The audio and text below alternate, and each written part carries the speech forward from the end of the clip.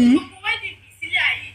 Àti èyí tó fẹ́ ṣe lọ́la ní Tanzania kò tí ì sí èyí tó tó tàǹtì Lizzy bẹ́ẹ̀ ni mo sọ fún yín kò sí èyí tó tó tàǹtì Lizzy ṣé láti aṣọ la fẹ́ sọ ni ṣé láti gbogbo tòkè sílẹ̀ tàǹtì Lizzy wọ̀ ni gbogbo góòdù gbogbo yẹrí gbogbo tọwọ́ gbogbo ríǹgì wọn diamond oró kíni gbogbo ẹ̀ kíni gbogbo tí sí èyí tó tó gbogbo ẹ̀ rárá kàtí àní kíchìnì nínú mansion tí wedding àti Lizzy bẹ́ẹ̀ ni mo sọ fún yín kí náà ṣe kíni ìfúnjà kí lélẹ́ ó wá ń jó kí ló ṣe wọ́n àwọn ìtọ́ ṣe ní Nàìjíríà kò sí tó wọn àṣejù ni mo rí gbogbo eléyìí sí àṣejù bàbá ṣe tẹ́ bẹ́ẹ̀ bẹ̀rẹ̀ nígbà láti ní ìbá máa bẹ̀rẹ̀ láti ní ìbá máa ṣe tún mi gẹ́tí mo dàgbà ní promise wọn inú Òṣùpá la fẹ́ lọ ṣe bàbá tó lọ Òṣùpá tó máa lọ́nà afẹ́fẹ́ bẹ́ẹ̀ ni mo sọ fún inú Òṣùpá àti inú afẹ́fẹ́ ni àti ní ìtìmọ̀ àti ṣe tún mi gẹ́tí wọn kí wọ́n ṣe sọ̀lẹ̀ kárí sí wọn tí kò pẹ̀ náà nì ó yà ní ọdún wa náà ló máa ṣe lọ́la ojú wa ló máa ṣe lọ́la kí ni èwo ní kàámọ̀ wọ́n lọ Tanzania kò tí ẹ̀dùn lẹ́nu Tanzania inú Òṣùpá àti inú afẹ́fẹ́ ní àti Lizzy máa ti lọ tún tí wọ́n ṣe tún mi gbé láwọ̀ rí Lizzy láti 2025 ó ń lé ẹ̀rú gbogbo wedding mi. ṣẹ́ẹ̀rì mi láyé mi kì í ṣàgbáyé tani ìyá ọmọ yìí Kore Adabi. Let me just follow this girl. Let me follow her. I follow her. I just follow you now. Only watch out for Lizzy and Lati 2025. The world is gonna know that Lizzy Anjorin is coming. So I don't know.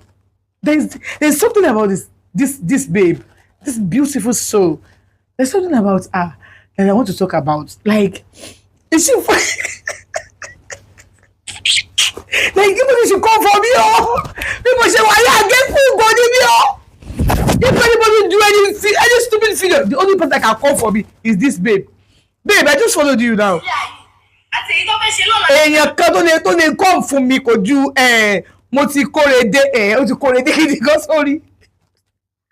Adabi làwọn fẹ́ lò lórí ètò yìí. Mo ti Korede Adabi tó bá jẹ́ pé àwọn làwọn kọ́ wá fún ẹ.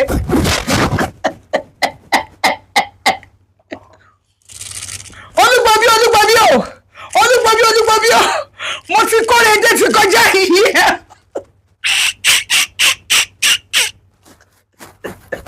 Ó ti kọjá yìí o. Ó wá fún wa. Àwọn òde wá fún Adabi tó kọ́ àrà kó wá fún lókù.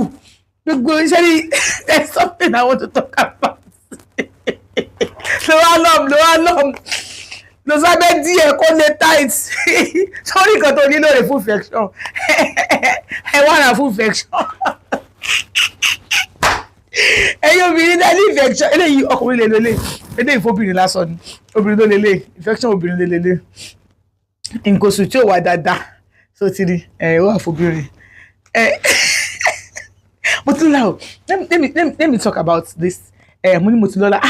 Orúkọ méjì mo like orúkọ yẹn, but ọkùnrin ni mo fẹ́ bí, so mo ti Korede ni màá kọ.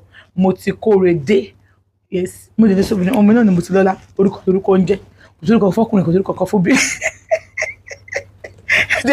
Ọmọ yìí àgbọ́dọ̀ pé Adabi promise lé lórí. Olúgbọ̀rọ̀. Mo ti Korede. Àwọn akọ́dà kọ́kọ́ wá fún ọ̀nà ọkọ̀ wá fún ṣẹ́rí. Mo ṣe wà yìí jẹ́ kí oyún kó ṣubú lù ọyàn lékété. Oh wait, fresh. This lady fresh. I know. Káti ẹ̀ pọ̀. Kò tí ì sí èyí tó tàǹtì Lizzy. Bẹ́ẹ̀ ni mo sọ fún yín. Ṣé ó bú ẹ wo ṣẹ̀ṣẹ̀ tàǹtì Fúnkẹ́ Akíndélé.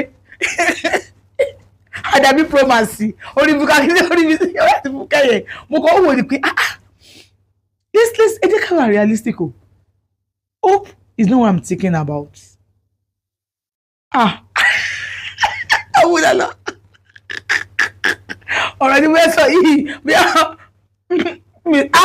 I don't talk anything o. O káwọ́ mi sókè o. Ẹ jẹ́ ká wo comment section. Àwọn tá máa padà bí fún pọ̀ gan. Kí ni nǹkan táwọn èèyàn sọ? Ẹni àkọ́kọ́ sọ pé ajífowó bá jẹ́. Ẹ má dàda rúkọ àwọn èèyàn. Dádì yẹn sọ pé dádì yẹn ló gòlò ojú báyìí. Ẹ lọ fídíò yẹn. Ó ní Aunty Lizzy wedding wey be like freedom. My freedom sweet pass the wedding. Mom sí kankan ló sọ bẹ́ẹ̀. Hey. Eléyìí sọ pé ẹwà tó mi. Ó ní Lizzy wedding was like egungun be careful. Lizzy fowó ra ọkọ. Ẹni sùúrù. Priscilla ò fowó ra ọkọ. Sí Priscilla ní first.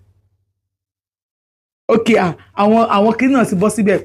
Àwọn máa ní fàǹtì ẹ̀. So yẹ kí n kàyé náà síta. Wọ́n ní Priscilla ò fowó ra ọkọ. Ṣé Priscilla ní first jukes àbíkílẹ̀ tí ẹ̀kọ́ yìí àwọn ọ̀dẹ̀. So Juma now married man before. If you dey hate, don't be blind to think before you comment. Yes. Òpònú ní fake life. Máa lọ gbájúmọ́ ayé ẹ̀. She's coming for you. Wọ́n sọ fún ẹ. Kí lorúkọ ẹ? Mo ti kórede. Wọ́n ní she's coming for you. Èmi kọ́ mo sọ bẹ́ẹ̀ o. She's coming for you. Ẹnìkejì náà tó sọ bẹ́ẹ̀ fún ẹ. Lọ́wọ́ burúkú ọ̀dà. Wà ní.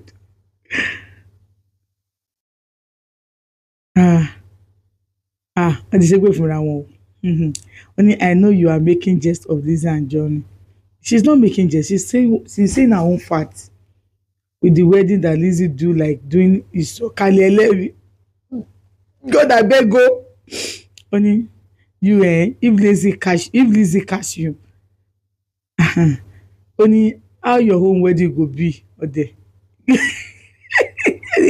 But you call it just okay. You go sha better pass your own. Abi makeup bí ti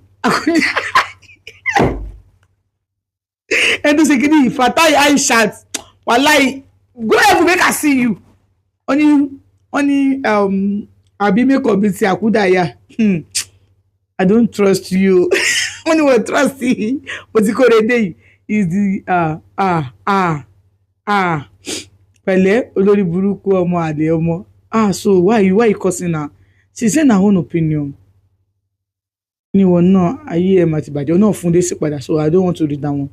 My dear sister, I don't want you to collect calls, so I like you too. Auntie, are you even married? No. Don't you have brother?